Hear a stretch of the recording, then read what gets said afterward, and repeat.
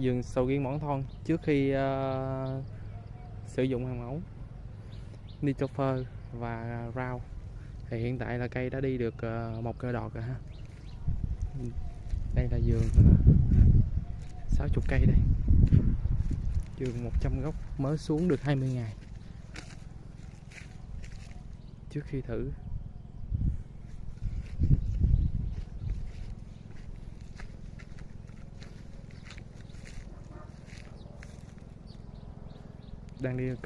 đang đi một cây đọt.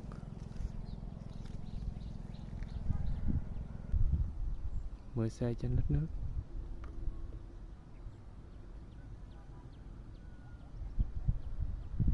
Chắc thuốc rất là đẹp luôn ạ. Hầu như là một khuấy nhẹ là nó tan đều trong nước hết trơn rồi.